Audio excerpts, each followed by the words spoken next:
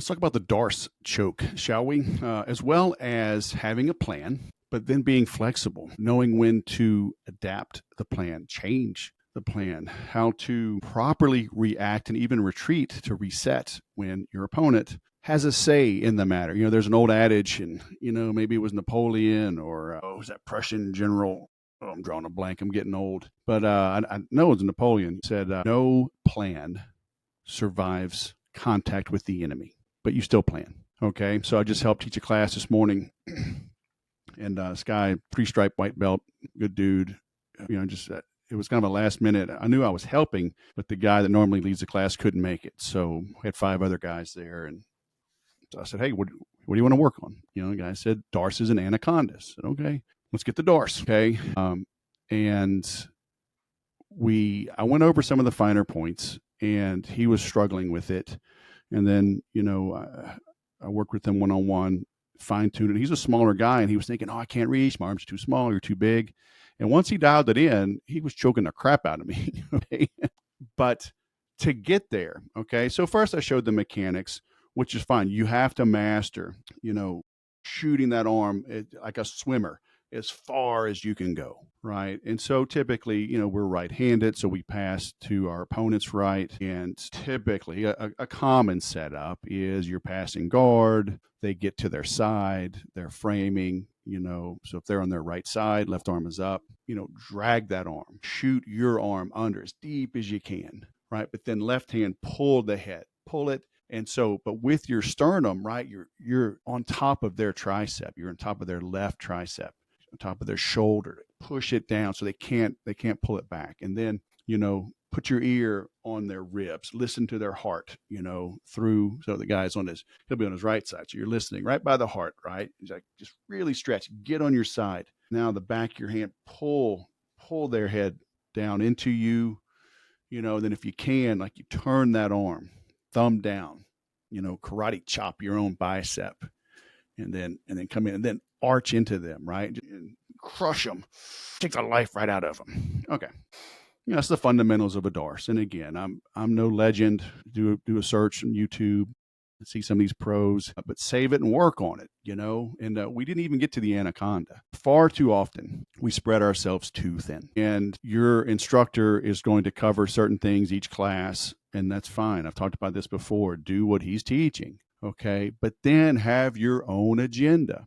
When you start sparring, maybe ask your partner, if you can, or just don't tell them what you're working on, and just, I will often give up things. So my professor that teaches on Tuesdays, we do no gis on Tuesday, and he's 3rd degree black belt, killer dude. I'm a lot bigger than him. And so I do not want to just smash him. I smash very few people, but I do not smash Robert. I respect him, but I will intentionally, he teaches a lot of leg stuff.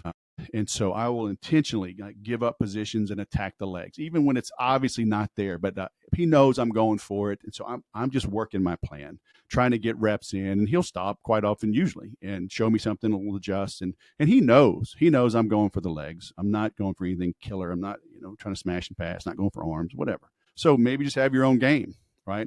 And I tell people, it may take months. You may have to work on that same thing for 2 months. Who cares? It's a journey. I've been at this 8.5 years. Dude, I know 1% of jiu-jitsu after 8.5 years. So take your time.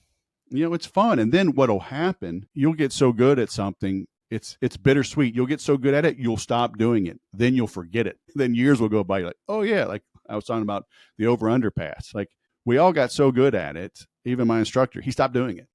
Robert, the 3rd degree black belt, he has so many moves he stopped doing.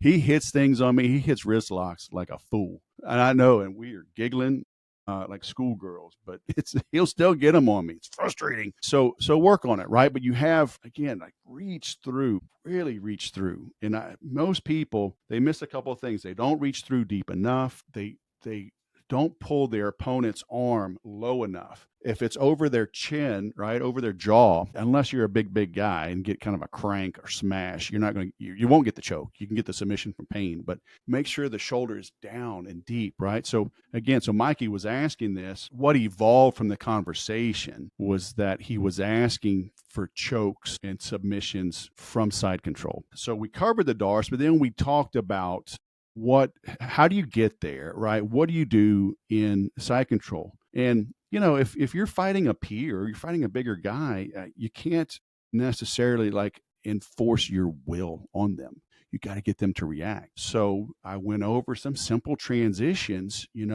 Mikey's new. He doesn't have a good knee on belly, right? It wasn't proper. So we went over that. I'm like, look, man, here's how you pop up. Get the knee on belly, either to pin them or to hurt them. If you like really crank, you can submit a guy. It's hard. But so I gave them some transitions and look for the common reactions because they can frame and give you their arms. Now you can get an arm drag. Now you can pop back down to that DARS or whatever. So you got to have a game plan. But in the beginning, you're coloring by numbers. So just get the DARS. Boom, boom, boom, boom, boom. Okay. Just get the knee on belly. Boom, boom, boom.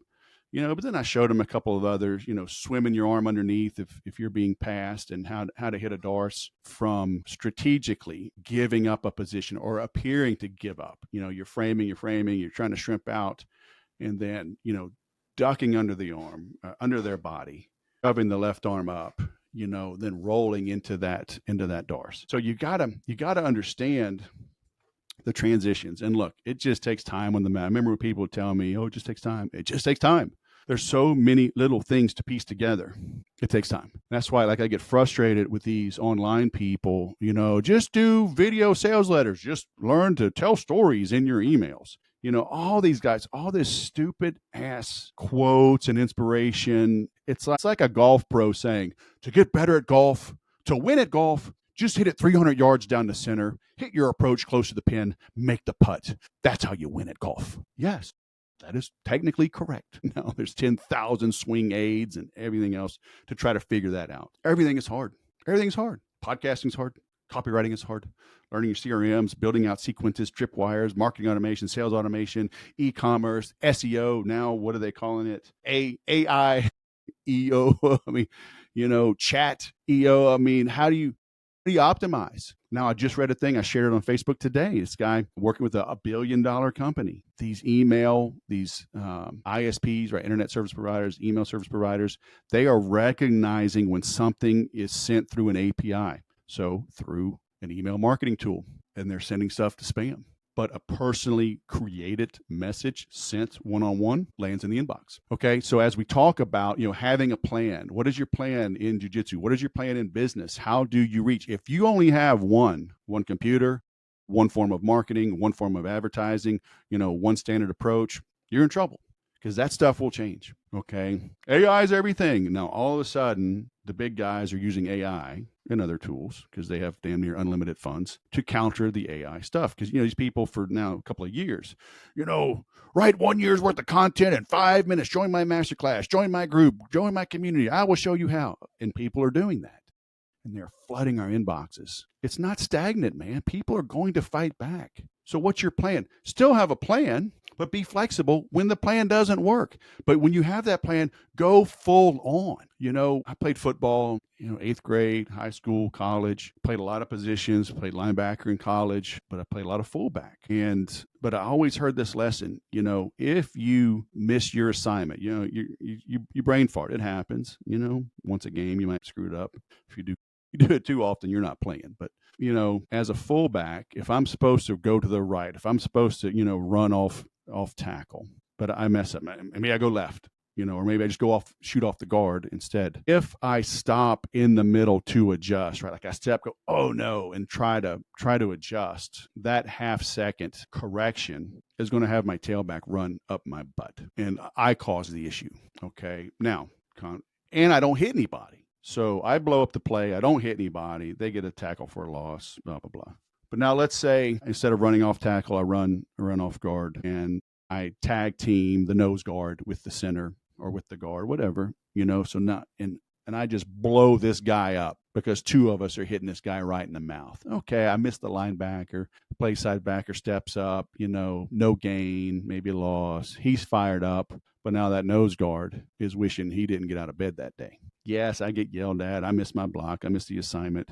But the point is, even if you're going down the wrong lane, down the wrong path, go fast, go hard. Okay. If it's a dead end, get to the end so you can turn around and go the proper or go to the next route because you'll figure it out. If you're going on the right path, go full speed because your competition is on your tail. Okay. So same thing in jiu-jitsu. Go after your attack, pass the guard hard, go after that Darce, go to that knee on belly, but you got to get the reps in over and over and over again. So this becomes smooth, becomes easy. It's because again, nothing is hard. Everything's hard. Everything's hard until you get thousands of reps. After 8.5 years training at least 4 days a week, typically 4 days a week, I feel bad. I feel like it's a bad week. 5 is common. 5 is the norm.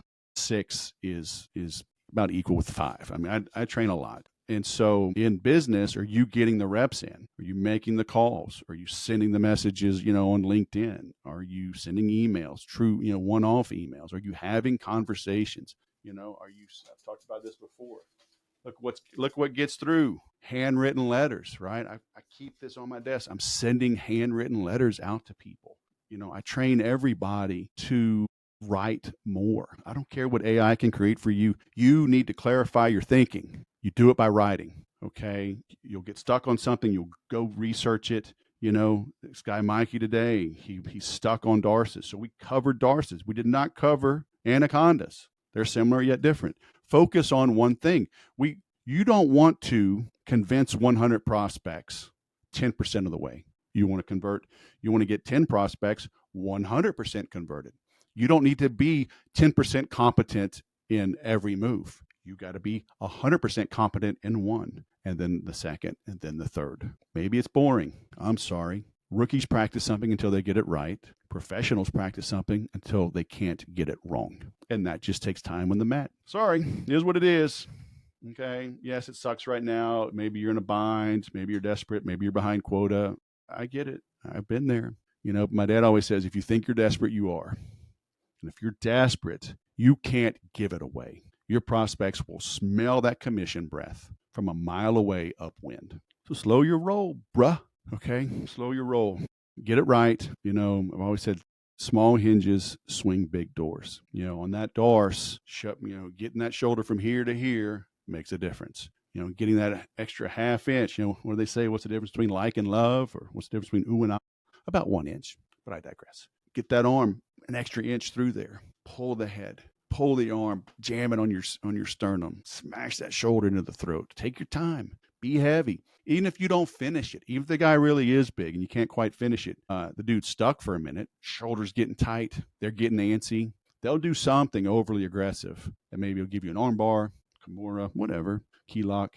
So go hard, okay? Get the reps in. And look, I'll put a link in the description on YouTube, at least. And I'm doing free calls. Hey, I'll tell you, I read a book. It's from 2013. I just heard of it and got the audio book. And it's changing how I'm looking at all this. I've had 2 calls this week, 3 actually now. And the people I'm talking to, they're like, so what do you do? Right? Because it's all about them. I'm helping them. And I'm like, this is what I do. I prove what I do by doing it. And what I do is work with business owners and entrepreneurs, salespeople on how to grow. And so, I'm doing a 1 hour call minimum. It's a 55-minute link that you'll see. But my little secret is I don't schedule these things back to back. I give myself a 1 hour gap so I can go up to 2 hours on these calls, and they are totally free. We do not talk price unless you ask, and there's no agenda. There's no fine print. I want to help you grow. Okay. And at a minimum, you're going to get a lot of great ideas. You're going to feel good about it. You'll feel good about telling somebody about me. Maybe today, maybe tomorrow, maybe 6 months from now. That's fine. It'll come back. So look for that link. And, I'm only doing 1 or 2 of those at max a day. It's just because my schedule it's not full, but it's a little tight. And I don't I want to work that hard. So do 1 or 2 free calls, 1 or 2 paid calls a day, and then some other work on my own stuff and some other consulting I got with clients. But follow that link, okay? And find some time. Let's talk, and I'll help you. I will just pour myself into you for that time. And let's see if we can work together, okay? But don't stay stuck on something. Don't feel embarrassed. We've all had the same issues. I guarantee you, whatever you're dealing with from a business standpoint, marketing standpoint, personnel, or jujitsu, I've probably made the mistakes. So, use me to learn what mistakes not to make. So you can go make your own mistakes. It's just silly to make mistakes someone else has done. So learn from my pain. All right. Thanks for watching. Go sell something.